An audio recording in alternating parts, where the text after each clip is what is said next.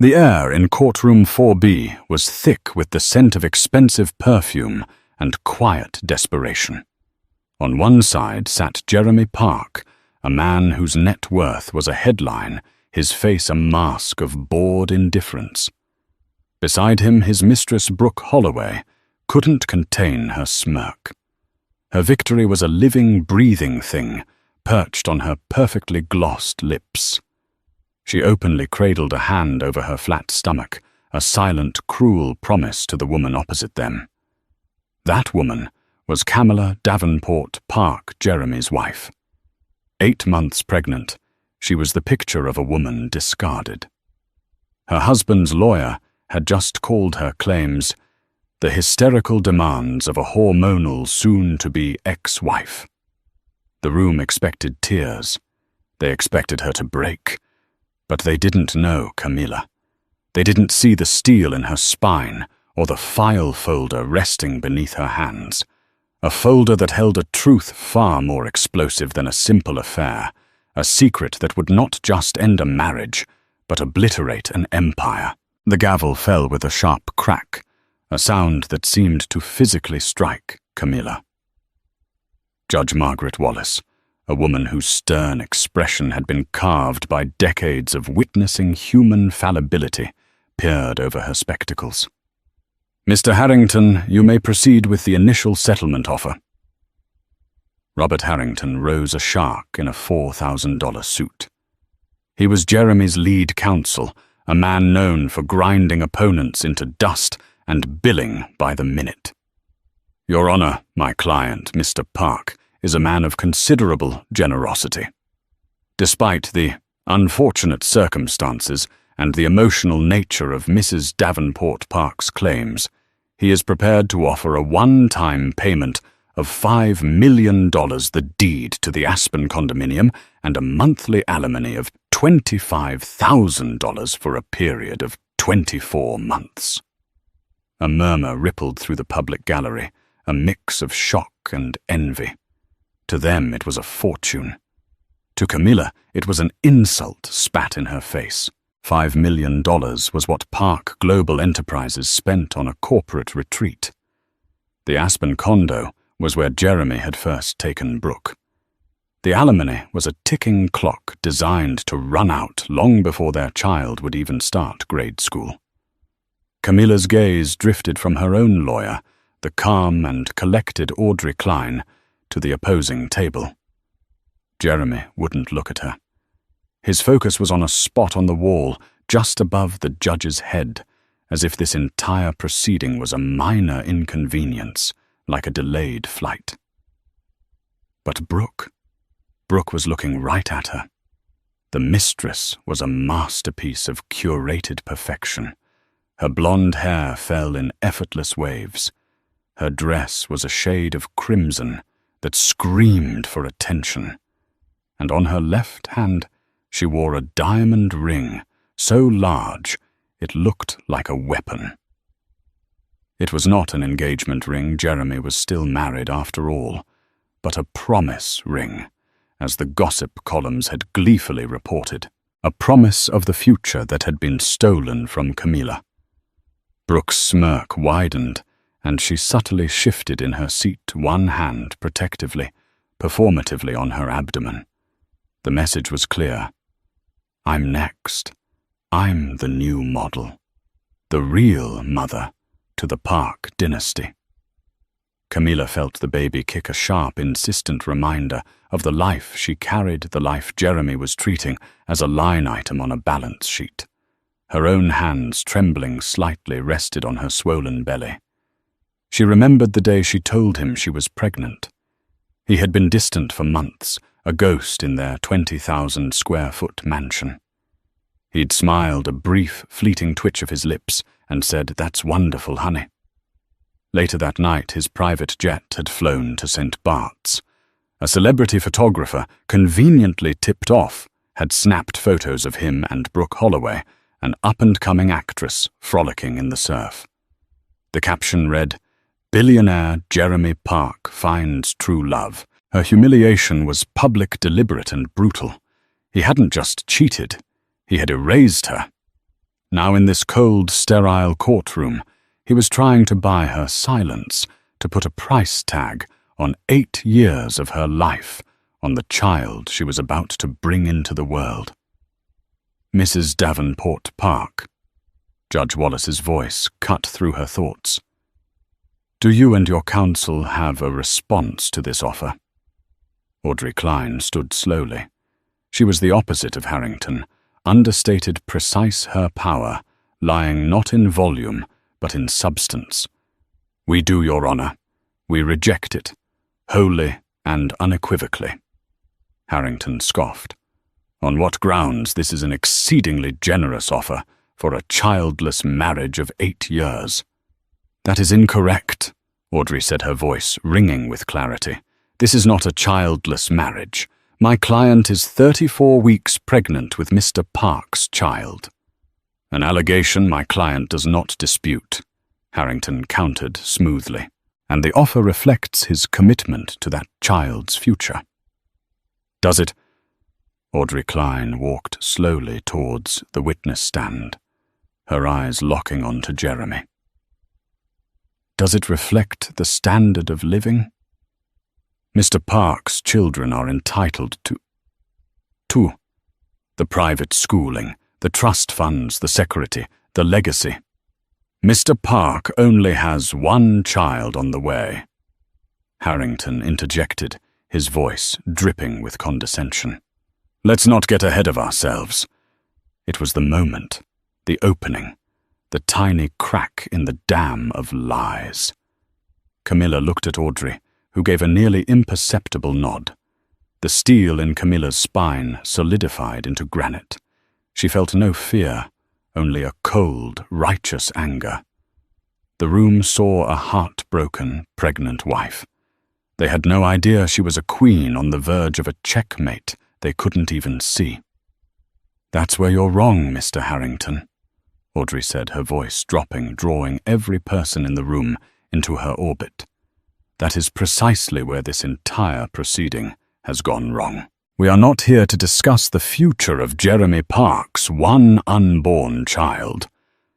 She paused, letting the silence stretch until it was humming with tension. We are here to discuss the futures of all 3 of them. Brooke's smirk finally faltered.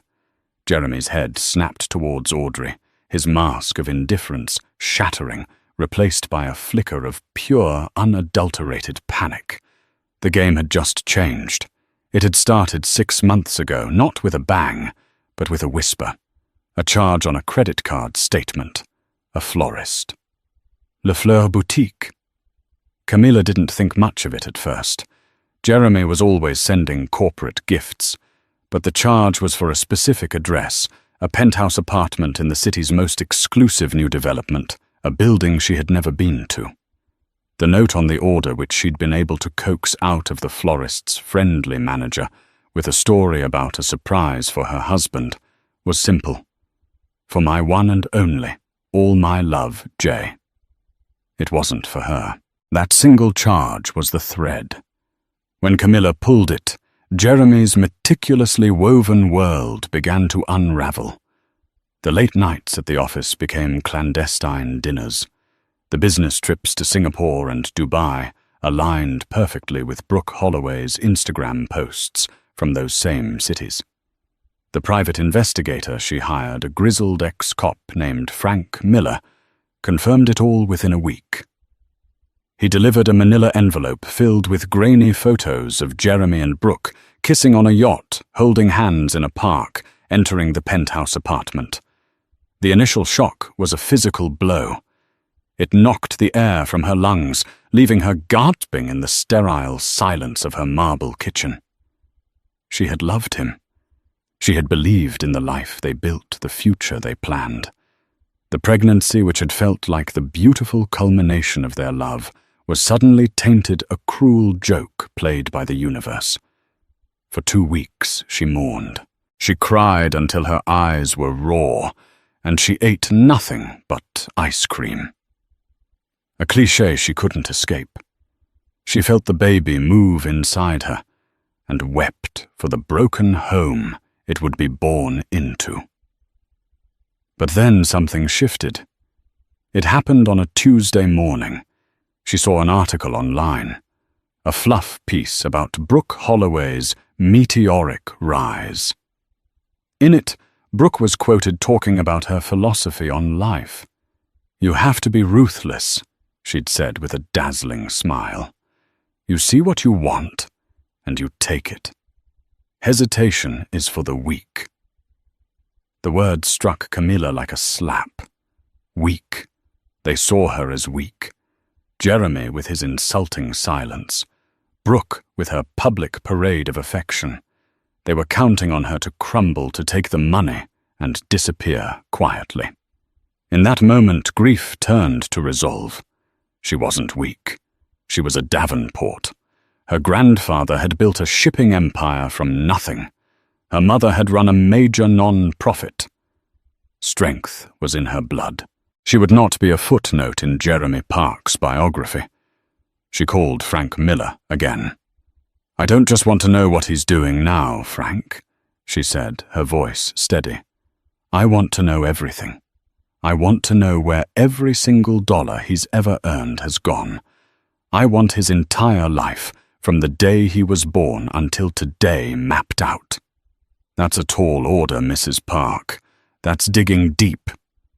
"I have the resources," she replied coolly. "And you have the time."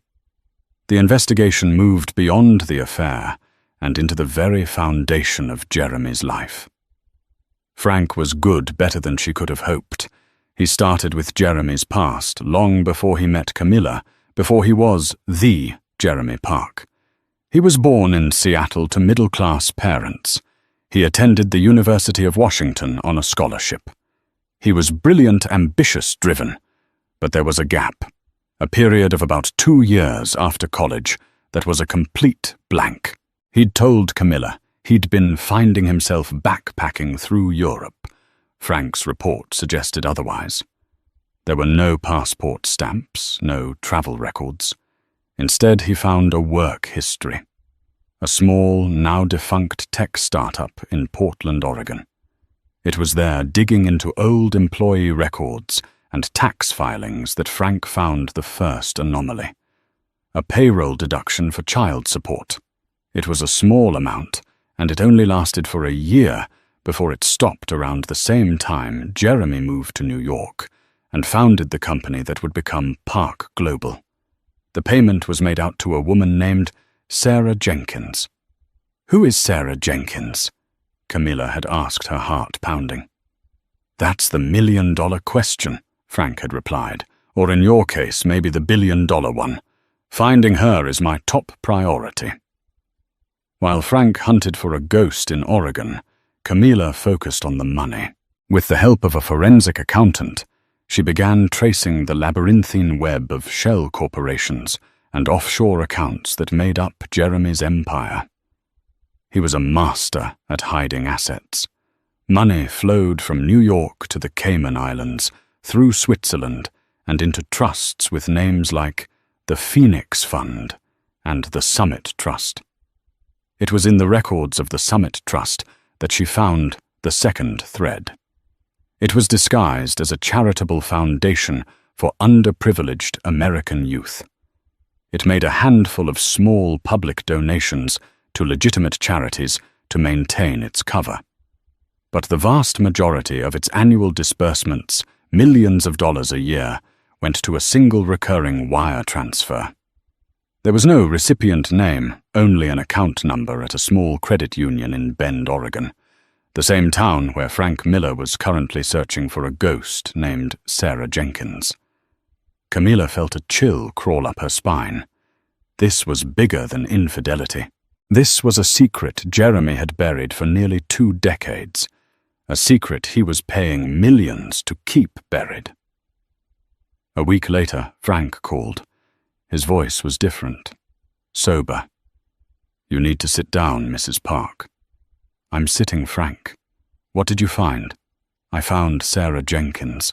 She's a second-grade teacher, lives in a small house, drives a 10-year-old car. Never married." He paused. "She wasn't alone, Camilla." Camilla held her breath. She has 2 kids. Twins. A boy and a girl.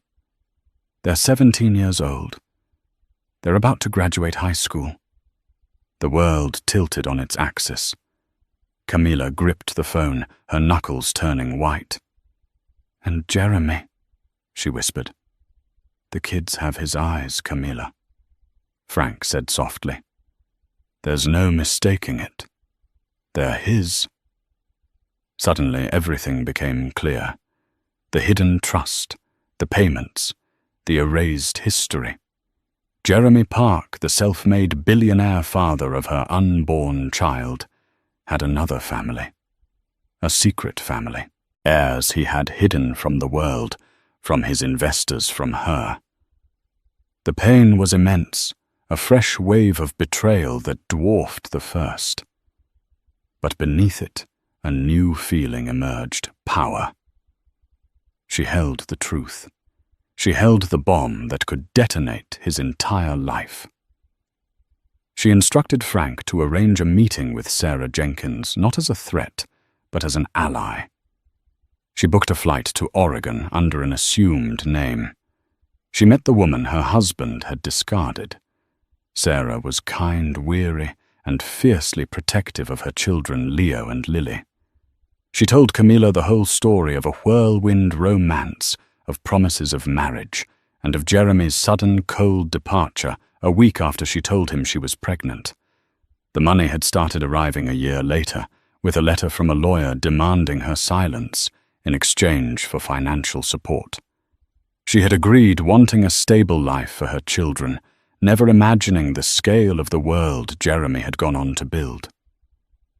Camilla looked at the photos Sarah showed her. A boy with Jeremy's determined jaw, and a girl with his intelligent, piercing blue eyes. They were his. They were real, and they were her leverage, her ace in the hole.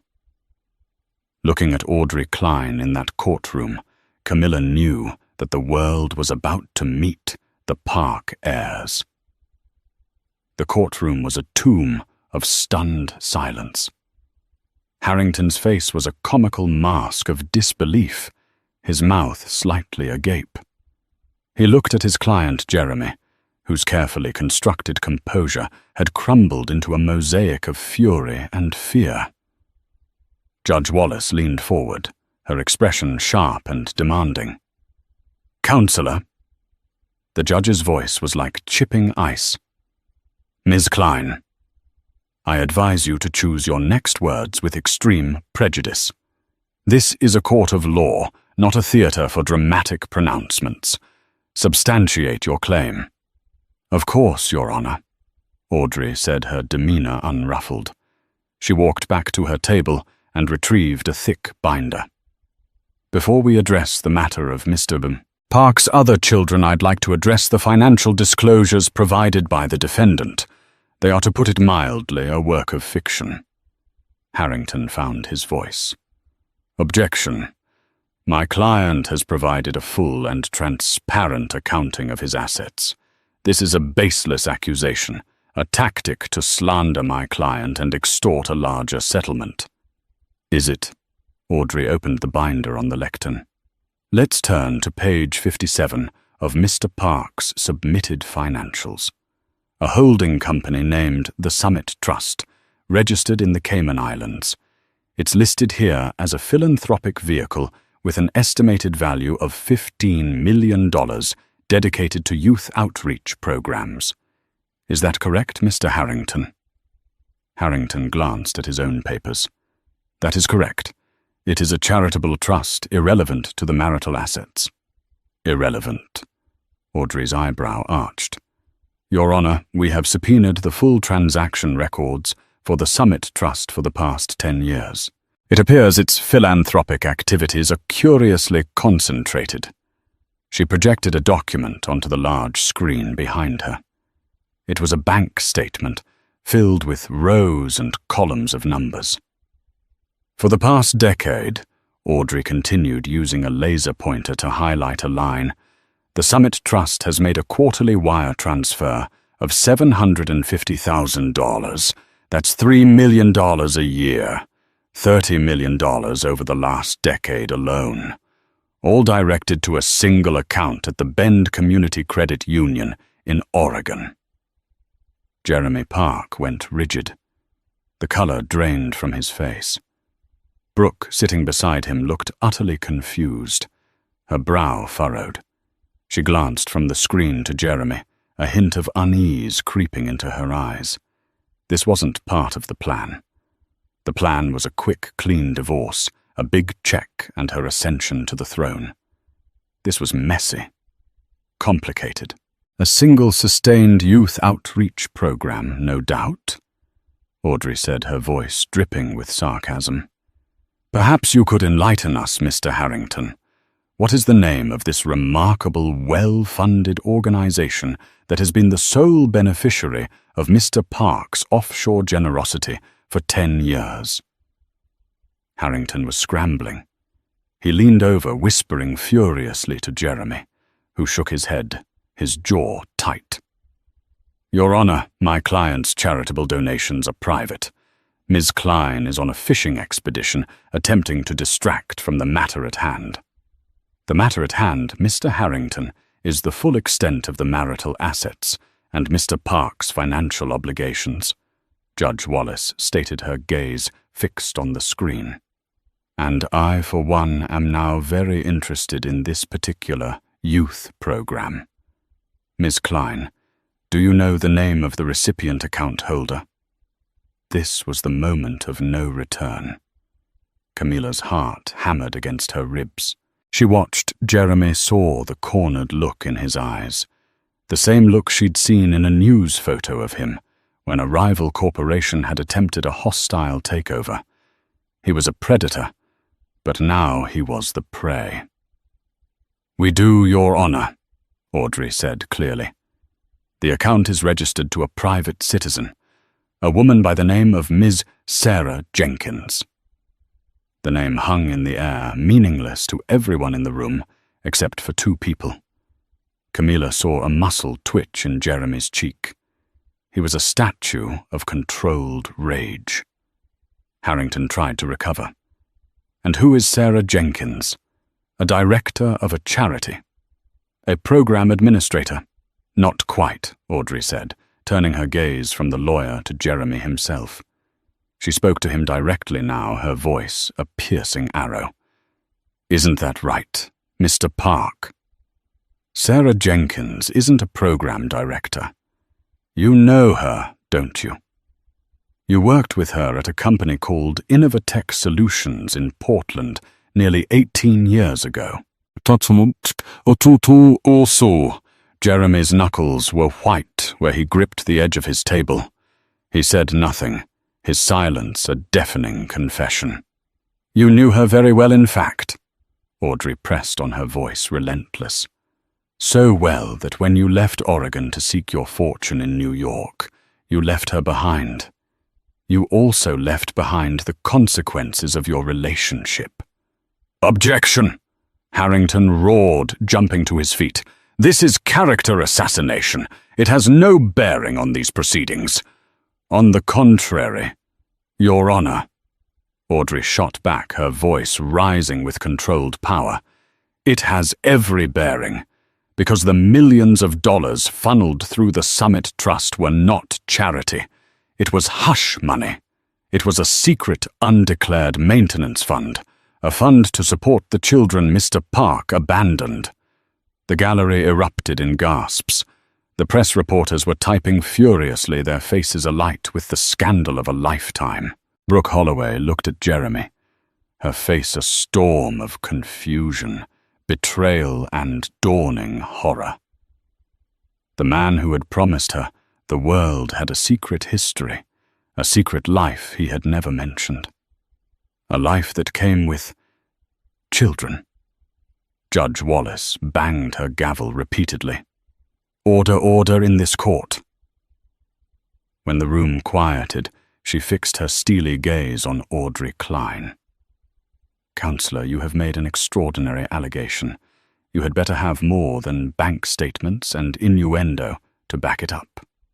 Audrey smiled a thin, grim line. "As it happens, Your Honor, I do." She turned toward the courtroom doors. "The prosecution calls its first witness, Miss Sarah Jenkins." The heavy courtroom doors swung open, and a woman stepped through. She was the antithesis of everyone in the room. While Brooke was dressed in vibrant, attention-grabbing crimson, this woman wore a simple navy blue dress that looked like it came from a department store. Her brown hair was tied back in a neat bun, and her face, though lined with the quiet worries of a single mother, held a profound, unshakable dignity. She clutched her handbag with both hands, her knuckles pale, but her steps were steady as she walked toward the witness stand. This was Sarah Jenkins, the ghost from Jeremy Park's past made flesh. Jeremy looked as if he had seen an apparition. All the blood had drained from his face, leaving behind a waxy, pale sheen. He stared at Sarah, the woman he had discarded like a rough draft, the woman he thought money had erased from his life forever. After Sarah was sworn in, Audrey Klein approached her with a gentle demeanor that stood in stark contrast to her sharp cross-examination style. "Ms. Jenkins," Audrey began, her voice soft, "could you please state your relationship to the defendant, Mr. Jeremy Park?"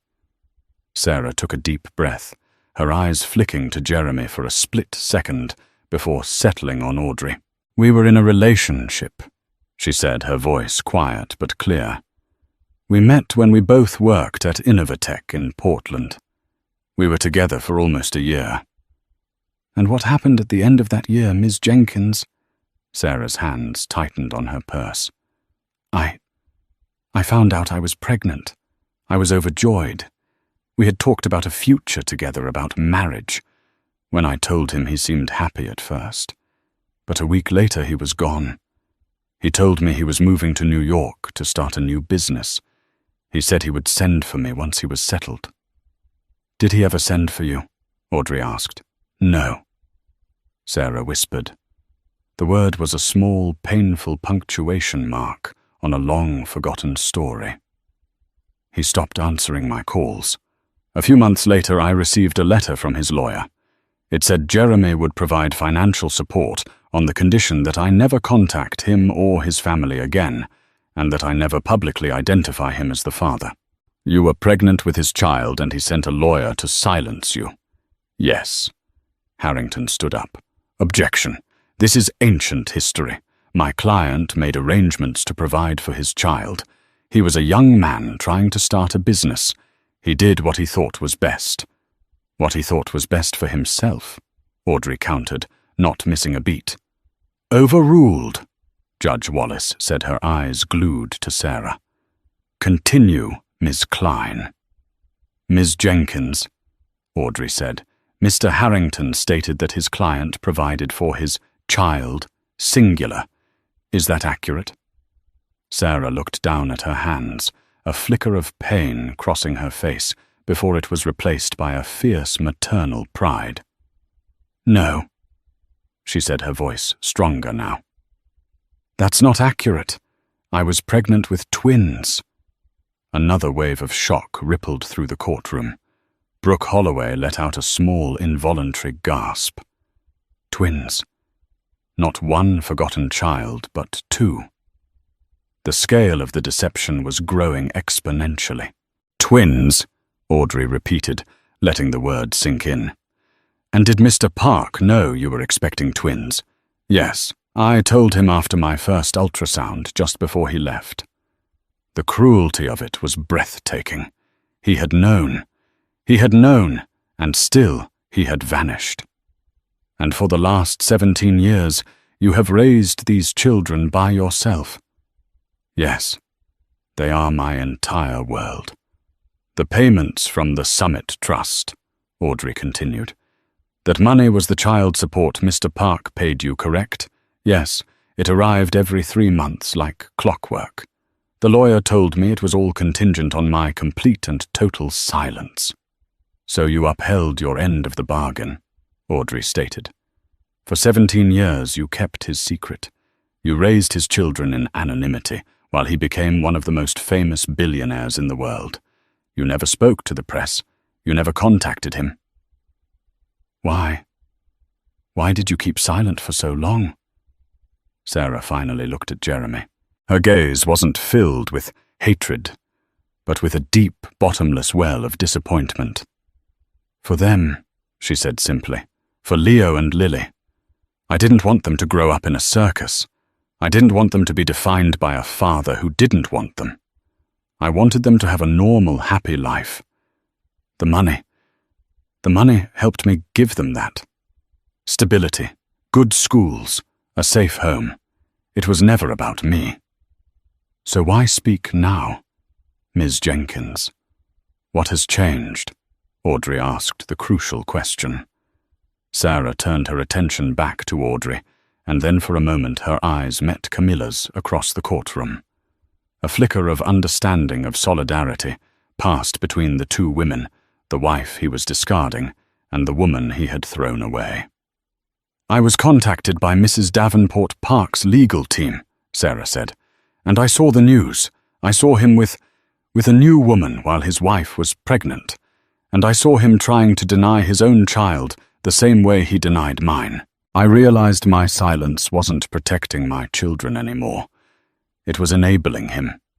It was allowing him to hurt another woman, another child. My children are almost adults now.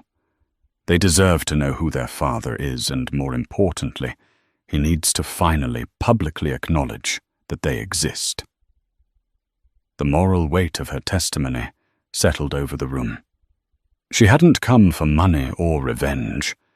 She had come for justice, for recognition. She had come to stop a cycle of selfish cruelty. Harrington saw his case crumbling. He had to discredit her. He rose for cross-examination, his face a sneer. Miss Jenkins, you've lived quite comfortably on my client's money for 17 years, haven't you? $3 million a year is a lavish lifestyle for a schoolteacher in Oregon. The money was never for me, Sarah replied, calmly, unintimidated. It was put into a trust for the children, for their education, their health care, their future. I live on my teacher's salary. I've saved every penny for them. How convenient, Harrington scoffed. And isn't it also convenient that you've appeared now during a high-profile divorce, teaming up with the jilted wife to extort an even bigger payday? Objection, Audrey called out. But Sarah answered before the judge could rule. I have never met Mrs. Davenport Park before last month, she said, her voice unwavering. And I am not here for a payday. I am here to tell the truth. Your client has 2 children, 2 wonderful, intelligent 17-year-old children who deserve to be acknowledged. Harrington paced before her. You claim these are my client's children. Where is the proof you have a birth certificate? Of course, Sarah said, but the father's name is listed as unknown. That was part of the agreement. So you have no concrete proof, Harrington declared triumphantly, turning to the judge. Your Honor, this is a baseless claim from a woman trying to cash in. Audrey Klein remained perfectly still. Proof is not an issue, Your Honor, she said into the charged silence. We have already filed a motion to compel a DNA test, which I am certain will confirm paternity. She paused, then turned toward the back of the courtroom. But I believe we have a more immediate visual form of evidence. She raised her voice slightly. Ms. Jenkins, are your children here today? Sarah's gaze followed Audrey's to the courtroom doors. Yes, she said, her voice filled with a mother's love and fear. They are. Your Honor, Audrey announced, her voice resonating with theatrical power. I present to the court Leo and Lily Jenkins Park. On Audrey Klein's cue, the courtroom doors opened for a second time. Every head, including Judge Wallace's, swiveled to face the entrance. The reporters in the gallery craned their necks, cameras clicking, despite the bailiff's warnings. Two figures stood silhouetted in the doorway. As they stepped into the light of the courtroom, a collective gasp swept through the room. They were teenagers, a boy and a girl, both tall and poised with an air of quiet confidence that belied their age. But it wasn't their youth that was so shocking. It was their faces. The boy Leo had Jeremy Park's exact jawline and his dark, intense hair. He possessed the same focused, piercing blue eyes that had graced the covers of countless business magazines. His expression was a mixture of anxiety and grim determination. The girl Lily was a softer echo, but the resemblance was no less startling. She had the same high cheekbones and the same intelligent set to her eyes, a mirror of her father in his university photos. Her posture was ramrod straight, a silent defiance against the man who was staring at them as if he'd seen his own ghost. They walked down the central aisle, their mother Sarah watching them from the witness stand with tears welling in her eyes. They didn't look at the lawyers, the judge, or the gawking crowd. Their eyes were fixed on one person, Jeremy Park. The scene was devastatingly cinematic. Jeremy, the titan of industry, the man who controlled markets with a single phone call, was rendered utterly powerless. He was frozen, a statue, carved from shock. The carefully constructed walls of his life were not just cracking. They were being pulverized into dust before his very eyes. Brooke Holloway let out a small, strangled sound. She stared at the teenagers, then at Jeremy's ashen face, then back again. The future she had envisioned, a life of luxury as Mrs. Park, mother to the sole heir, evaporated. She was not the successor to the Queen. She was just another woman in a line of women Jeremy had used and deceived. And these teenagers, they were not just a complication. They were a claim. A legitimate, living, breathing claim on the man, the name and the fortune she had so ruthlessly pursued.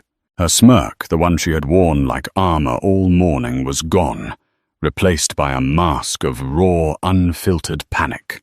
Harrington, for the first time in his storied career, was speechless. His objections, his legal maneuvering, all seemed absurd in the face of this undeniable visual truth. How could he argue against paternity when Jeremy Park's own face, 25 years younger, was staring back at him from two different people? Leo and Lily stopped at the front of the courtroom, standing behind the prosecution's table, a silent show of solidarity with Audrey and Camilla. They didn't look angry. They looked resolved, as if they had spent their whole lives preparing for this moment. Camilla watched them, and her heart, which had been a knot of anger and pain, felt a surprising pang of empathy. These were not props in her legal strategy. They were children who had grown up with a hole in their lives, shaped exactly like the man sitting across the room. Her fight was no longer just for herself and her unborn baby. It was for them, too. For the years of birthdays, he missed the school plays. He never attended the fatherly advice he never gave. Judge Wallace, recovering from her own shock, banged the gavel. Order. Order. Her voice was strained. She looked at the two teenagers, then at Jeremy, and her expression hardened. The law was the law, but this was a matter of fundamental human decency, and she was witnessing a profound failure of it. Mr. Park, the judge said, her voice low and dangerous. Would you care to comment on this development? Jeremy opened his mouth, but no sound came out. He looked at Sarah, the woman he had paid to disappear. He looked at Leo and Lily, the children he had treated as a financial liability. He looked at Camilla, his pregnant wife, whose quiet strength had orchestrated this entire public demolition of his life.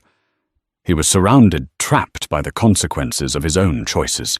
Audrey Klein let the silence hang for a full minute, allowing the impact of the children's presence to saturate the room. Then she spoke. "Your Honor," she said, her voice calm, but ringing with finality. "The defense has claimed that Mr. Park's offer is generous. We now see it for what it is. It is an attempt to silence yet another woman and discard yet another child. It is a pattern of behavior. Mr. Park does not build families. He acquires them and disposes of them when they become inconvenient." She gestured towards Leo and Lily. "These are his first heirs. My client, Camilla Davenport Park, carries his third. The initial settlement offer is not just rejected, it is an offense. We will be submitting a revised claim that accounts for all of Mr. Park's obligations past, present, and future. We will be seeking a settlement that provides security not just for Mrs. Davenport Park and her child, but one that rectifies 17 years of negligence and abandonment towards his other children." Harrington finally stammered. Your Honor, this is an ambush. We need time, a recess to process this new information." "A recess?" Judge Wallace's voice was laced with contempt. "Mr. Harrington, it seems your client has had 17 years to process this information. A recess is granted. This court will reconvene tomorrow at 10 a.m. "And Mr. Park," she said, her eyes boring into him, "I suggest you get your house in order, because from where I'm sitting, it looks like a Category 5 hurricane has just made landfall." As the judge swept from the room, chaos erupted. Jeremy sat paralyzed as reporters shouted his name. Leo and Lily stood their ground, a silent, powerful indictment. Camilla rose slowly, her hand on her belly. She didn't look at Jeremy. Her gaze was on Leo and Lily. She gave them a small, sad smile, a look of acknowledgement. In that moment, they were not rivals for a fortune. They were siblings, all of them. The boy in the court, the girl by his side, and the baby in her womb, bound together by the same man's profound and devastating selfishness. The smirk was gone from the mistress's face, replaced by the terror of a woman realizing she'd bet everything on a man who was a king of lies. The battle was far from over, but the war had just been won. The recess felt like a detonation. Jeremy Park was swarmed by his legal and PR teams, who formed a human shield to hustle him into a private conference room. The look on his face was no longer shock. It was the cold, calculating fury of a cornered predator. In the hallway, Brooke Holloway confronted him, her voice a sharp, hysterical whisper. "Twins. 17-year-old. Twins, Jeremy. You told me you had no baggage. You told me she was a bitter, childless woman you were trying to get rid of." "Keep your voice down," he snarled, grabbing her arm. "This is a setup, a shakedown. They're trying to ruin me." "They are ruining you," she hissed back, yanking her arm away. "And what about me? What about us?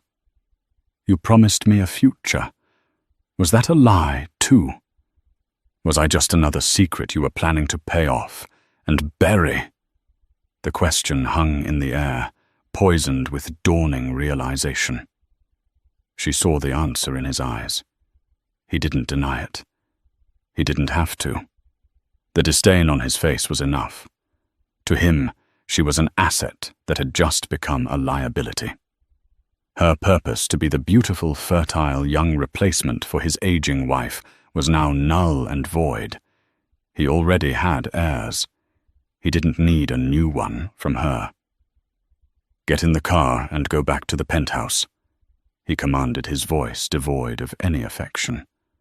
Don't talk to anyone, especially not the press." He turned his back on her and disappeared into the conference room, leaving her standing alone in the whirlwind of his imploding life. The promise ring on her finger suddenly felt cold and heavy, a shackle rather than a prize. Meanwhile, in another much calmer room, Camilla met her stepchildren for the first time. Audrey Klein and Sarah Jenkins stood by, giving them space.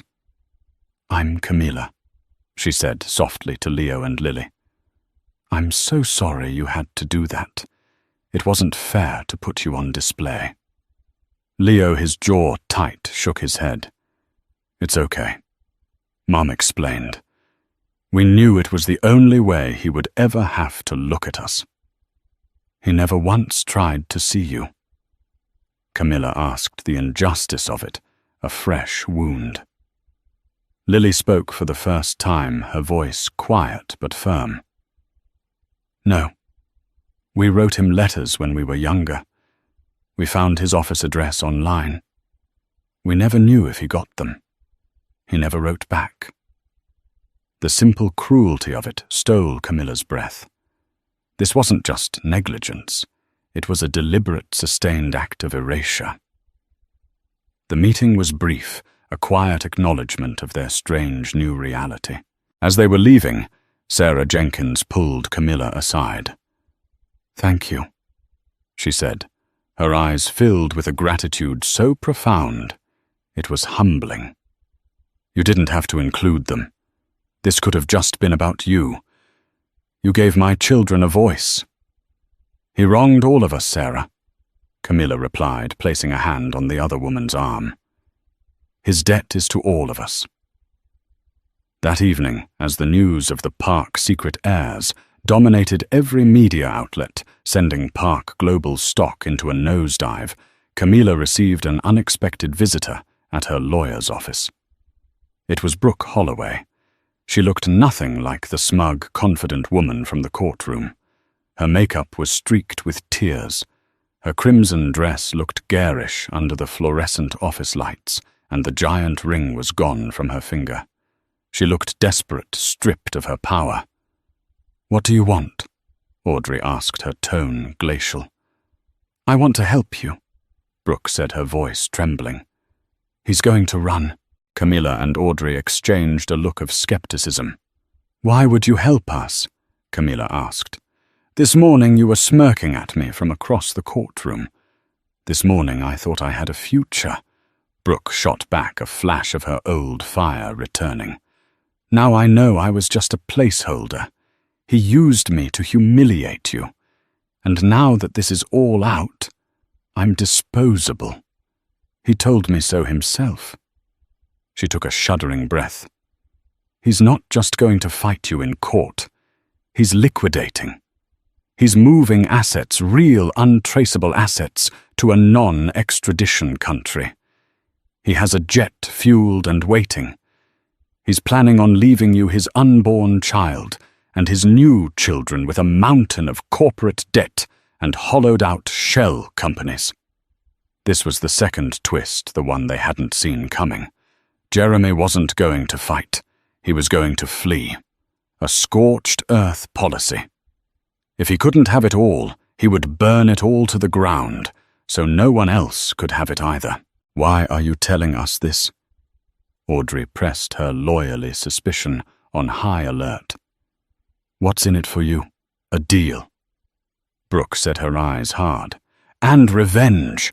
I want to see his face when he realizes I'm the one who took him down. He thinks I'm a stupid actress he can throw away. He's about to find out how wrong he is." She reached into her designer handbag and pulled out a small encrypted flash drive. "This is everything. For the past 6 months I've had access to his personal laptop, his study. I wasn't just his mistress. He was grooming me to be the new corporate wife. He showed me things trying to impress me. I made copies. Offshore account numbers not on any official disclosure transfer authorizations. He pre-signed the flight plan for his escape route correspondence with his offshore bankers. It's all there." She slid the flash drive across the table. It was the key to his entire, hidden financial kingdom. "I want a settlement," Brooke stated. "A small one, enough to disappear and start over. And I want full immunity from any potential fraud charges. In exchange, I'll testify. I will tell the court under oath that he is a flight risk and is actively hiding assets with the intent to defraud his family and the court." Camilla looked at the flash drive, then at the woman in front of her. She did not like Brooke Holloway. She might never forgive her for the humiliation, for the pain, but she recognized the look in her eyes. It was the look of a woman who had been used, underestimated, and discarded. It was a look she now knew well. The two women Jeremy had pitted against each other, the wife and the mistress, had become the most unlikely and most dangerous of allies. "Give her the deal, Audrey," Camilla said, her voice firm. "Let's end this." The next morning, courtroom 4B was a tinderbox of anticipation.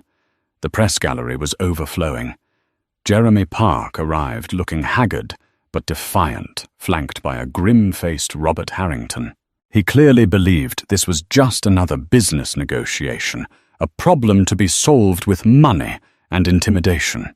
He had no idea he was walking into a perfectly laid trap. As soon as Judge Wallace took her seat, Audrey Klein stood.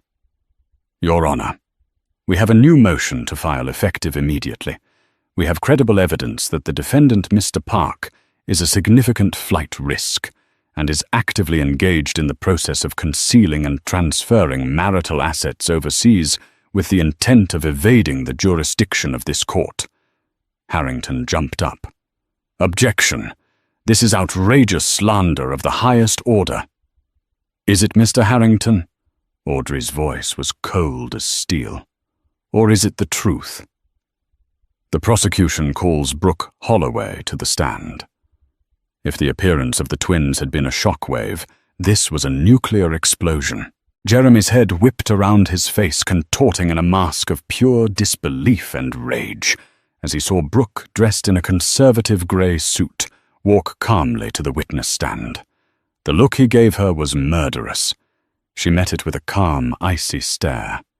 Brooke's testimony was devastating. Guided by Audrey, she calmly and methodically laid out Jeremy's entire plan. She presented the documents from the flash drive emails to Swiss bankers' instructions for liquidating portfolios, the finalized flight plan for a private jet bound for the United Arab Emirates, scheduled to depart that very night. Each piece of evidence was a nail in Jeremy's coffin. Harrington's cross-examination was feeble. He tried to paint Brooke as a scorned lover, seeking revenge. But her evidence was too precise, too damning. The pre-signed transfer authorizations authenticated by a handwriting expert overnight were irrefutable proof. By the time Brooke stepped down, Jeremy Park's fate was sealed. Judge Wallace's face was thunderous. "Mr. Park, do you have anything to say in response to this testimony? To these documents?" Jeremy stood his expensive suit, seeming to hang off him. "It's all lies," he snarled, his voice cracking. "She's a vindictive, gold-digging—" "That is enough!" The judge's voice boomed, silencing him instantly. "I have seen and heard enough." She made her ruling on the spot. "Effective immediately, I am signing a court order to freeze every known asset of Mr. Jeremy Park and Park Global Enterprises, both domestic and international. The defendant is to surrender his passport to the bailiff at this moment. You are not to leave the state of New York without the express permission of this court." The sound of Jeremy's empire grinding to a halt was a deafening silence. The game was over. He had lost. The final settlement, arbitrated over the following weeks, was a complete capitulation. The judge, incensed by Jeremy's deceit, made an example of him. 40% of his total verified assets were placed into a trust for Camilla and her unborn child, a daughter she would later name Grace. An equal 40% was placed into a separate, irrevocable trust for Leo and Lily to be managed by their mother, Sarah Jenkins. This amount not only secured their futures, but served as retroactive compensation for 17 years of paternal abandonment. Brooke Holloway received a one-time sealed settlement of $5 million. Ironically, the same amount Jeremy had first offered Camilla, and quietly disappeared from the public eye. The remaining 20%, along with the crumbling remains of his debt-ridden company, were left to Jeremy. He was a billionaire, reduced to a mere multi-millionaire, a king dethroned and disgraced his name forever, synonymous with scandal. A month later, in a quiet cafe far from the glare of the media, Camilla met with Sarah, Leo, and Lily. The awkwardness was still there, but it was overshadowed by a strange sense of kinship. "He called us," Lily said, stirring her hot chocolate. "Once?" He tried to apologize. "What did you say?" Camilla asked gently. Leo looked up, his blue eyes, so like his father's but so much kinder met hers. "I told him we didn't need an apology. We needed a father, and it was about 17 years too late for that. We wished him well and hung up." The finality of it was both sad and freeing. Camilla reached across the table and put her hand over Sarah's. "We're going to be okay," she said, a statement of fact, not hope. Sarah squeezed her hand back, a smile finally reaching her eyes. "I know." Camilla looked at these two teenagers, her daughter's half-siblings, and at the strong woman who had raised them. They were not the family she had ever imagined, but they were family nonetheless, forged in the fires of one man's lies. Out of the ashes of the Park Empire, a new legacy was just beginning. One built not on wealth or power, but on resilience. Truth and the unexpected bonds between the women he had tried and failed to break. And so the story of Jeremy Park serves as a powerful reminder that truth has a way of rising to the surface no matter how deeply it's buried. It's a story about how the arrogance of power is no match for the courage of those who have been wronged. The mistress's smirk in the courtroom was not the sign of a victory, but the prelude to a spectacular downfall orchestrated by the very women he underestimated. Camilla, Sarah, and even Brooke, in her own act of self-preservation and revenge, showed that when pushed to the brink, the alliance of the scorned can topple any empire. What do you think was justice truly served? Who do you sympathize with the most in this complex web of deceit? We'd love to hear your thoughts in the comments below. If this story of drama, betrayal, and ultimate vindication captivated you, please hit that like button. Share it with someone who loves a story of epic justice, and most importantly, subscribe to our channel for more real-life dramas that are stranger than fiction. Your support helps us continue to bring these incredible stories to light. Thank you for listening.